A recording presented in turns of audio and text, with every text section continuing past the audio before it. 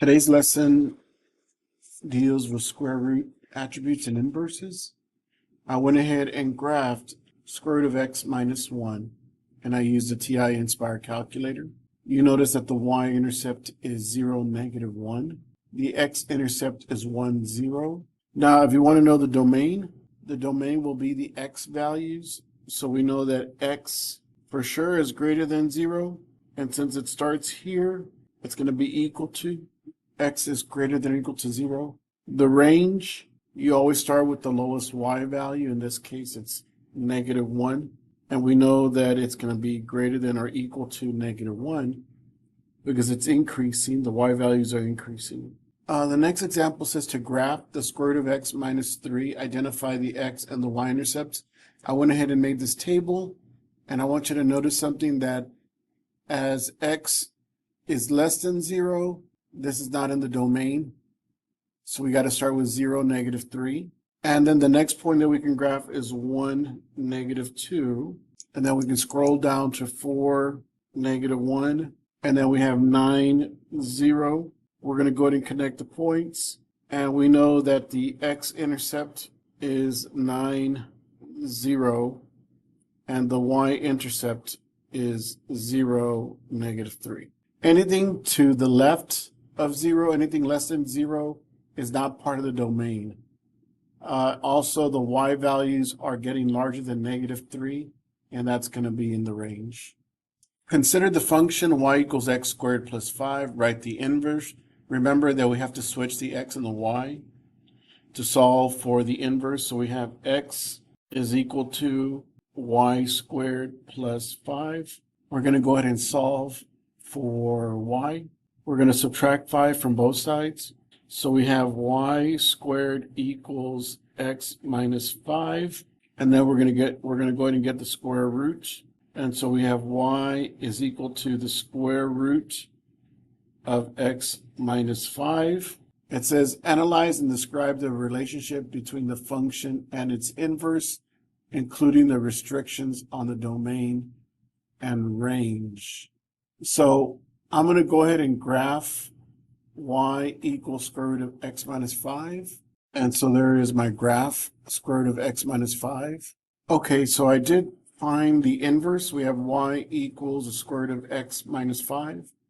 And we notice that we have a square root function, or a square root here. And then we have the original function and its inverse. You notice that I didn't include the y values here below 0.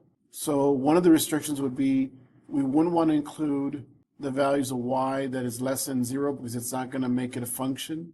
Another restriction for this function, it has to be values that are greater than 5. So the domain here is all real numbers, and the range is y is greater than or equal to 5. Here, the domain is y is greater than or equal to 5, and y is greater than or equal to 0.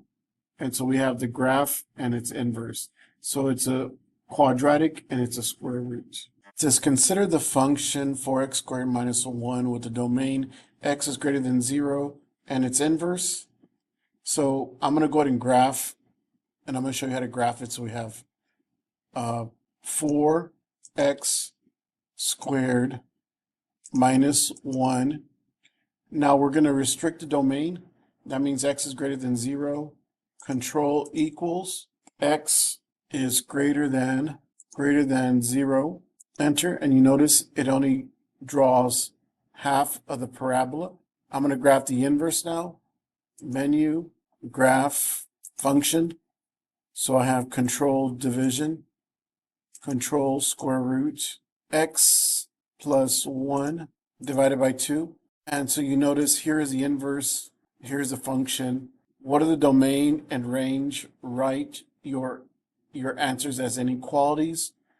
So your domain here for the inverse is x is greater than negative 1. So for the inverse, the domain is x is greater than or equal to negative 1, and y is greater than or equal to 0. For your regular function, your original function, we have x is greater than or equal to 0, and we have y is greater than or equal to -1.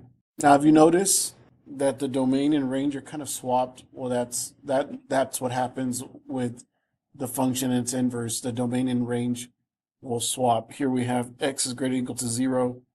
So the inverse domain is going to be the range, so it's going to be y is greater than or equal to 0. And then we have y is greater than or equal to -1, so x is going to be greater than or equal to -1. So the function and its inverse, the domain and range, they change also.